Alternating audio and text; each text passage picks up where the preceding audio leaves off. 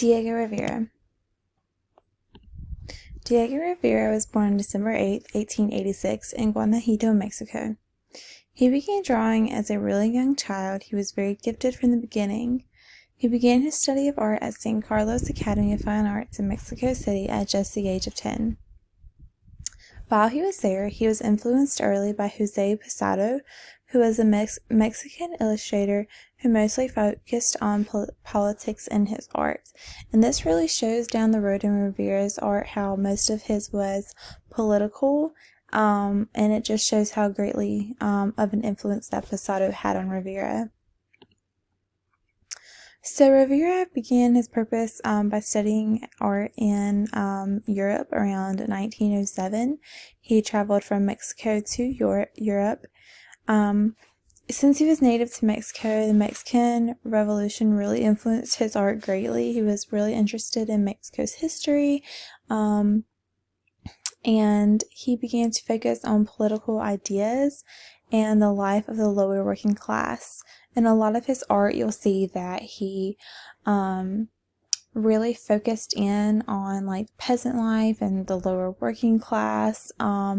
And he was a communist, so he really showed his beliefs in that area.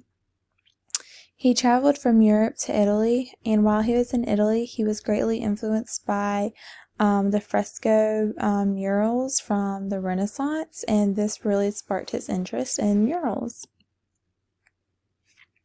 Rivera returned to Mexico after visiting and traveling through Europe and Italy.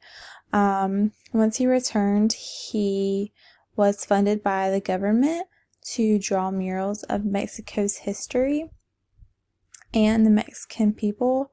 The first mural completed by Rivera was in 1922 at the Escuela Nacional Preparatoria in Mexico City. And as you can see over here, this was his first mural in his creation. After that, he traveled to the United States in the early 1930s to paint murals. He painted quite a bit. A lot of his murals were controversial, including the one called The Man at the Crossroads. He painted this for the Rockefeller family, and they were extremely influential. And it was very controversial because it included Vladimir Lenin, who was a communist leader. Again, Rivera was communist, but he painted it to kind of show just the political realm of that time. But some of his most famous murals are Tenochtitlan, Detroit Industry Murals, and Man at the Crossroads. Man at the Crossroads was actually destroyed. The Rockefeller family had it destroyed because it was so controversial, and they had a reputation to uphold, and it did not look well on their end. So after muralism slowed down for him in the late 1930s, Rivera resorted back to painting like smaller portraits and whatnot.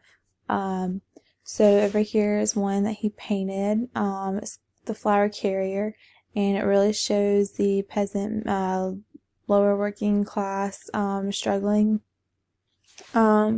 So he was a communist, and at one point he actually hosted communist exile Leon Trotsky to their home,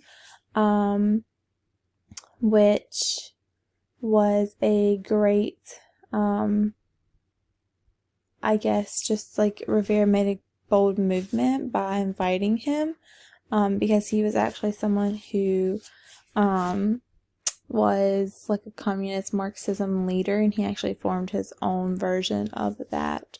So a lot of Rivera's paintings reflect his political beliefs. He returned to painting murals back in 1940 before his death in 1957. His last mural took 6 years to complete. As you can see over here, it is rather large. These murals were from the pre-Hispanic civilization to the conquest and popular history of Mexico. So it really shows Mexico's history all throughout the mural. And his final days. Rivera's health failed due to cancer and heart failure. In Mexico City. He died on November 24th, 1957.